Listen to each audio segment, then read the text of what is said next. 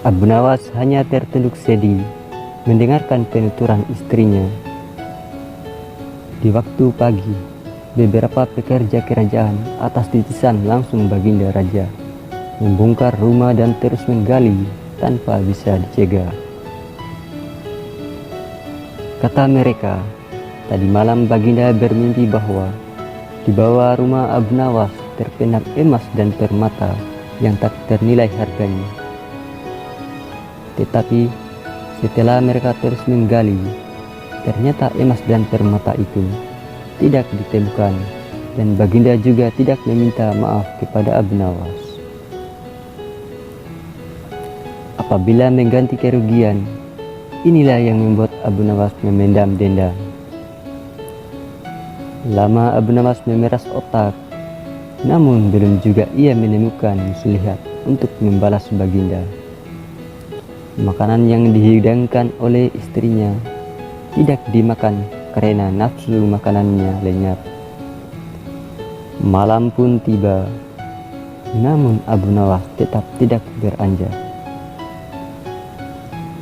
Keesokan hari Abu Nawas melihat lalat-lalat mulai menyerbu makanannya yang sudah basi.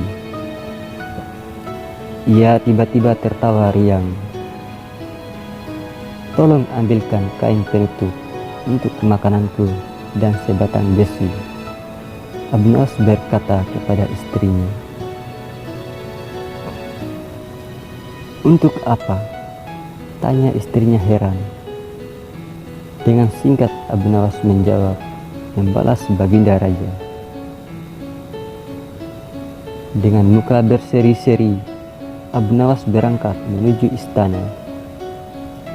Setiba di istana, Abu Nawas membungkuk hormat dan berkata, "Ampun tuanku, hamba menghadap tuanku Baginda hanya untuk mengadukan perlakuan tamu-tamu yang tidak diundang. Mereka memasuki rumah hamba tanpa izin dari hamba dan berani memakan makanan hamba. Siapakah tamu yang tidak diundang itu, wahai Abu Nawas?" sergap Baginda kasar. "Lalat-lalat ini tuanku," kata Abu Nawas sambil membuka penutup piringnya. "Kepada siapa lagi kalau bukan kepada Baginda junjungan hamba? Hamba mengadukan perlakuan yang tidak adil ini." "Lalu keadilan yang bagaimana yang engkau inginkan dariku?" jawab Baginda Raja. "Hamba hanya menginginkan izin tertulis dari Baginda sendiri, agar hamba bisa dengan leluasa menghukum lalat-lalat itu," ucap Abu Nawas. Baginda Raja tidak bisa mengelak diri menolak permintaan Abu Nawas karena pada saat itu para menteri sedang berkumpul di istana. Maka dengan terpaksa Baginda membuat surat izin yang isinya memperkenankan Abu Nawas memukul lalat-lalat itu dimanapun mereka hinggap.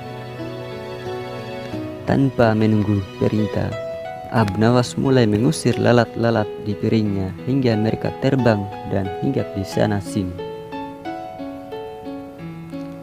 Dengan tongkat besi yang sudah sejak tadi dibawanya dari rumah, Abu Nawas mulai mengejar dan memukuli lalat-lalat itu.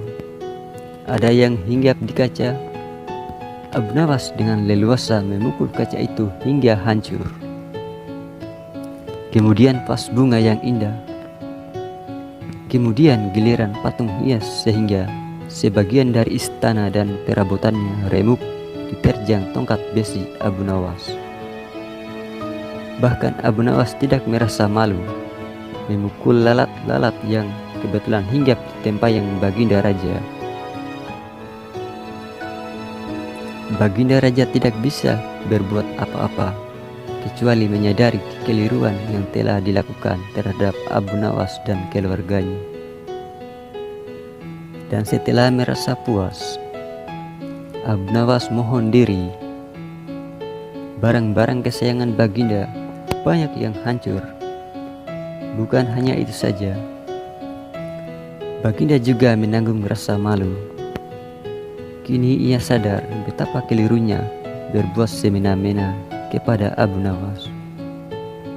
Abu Nawas yang nampak lucu dan sering menyenangkan orang itu ternyata bisa berubah menjadi garang dan ganas, serta mampu membalas dendam terhadap orang yang mengusiknya. Abu Nawas pulang dengan perasaan lega. Istrinya pasti sedang menunggu di rumah untuk mendengarkan cerita apa yang dibawa dari istana.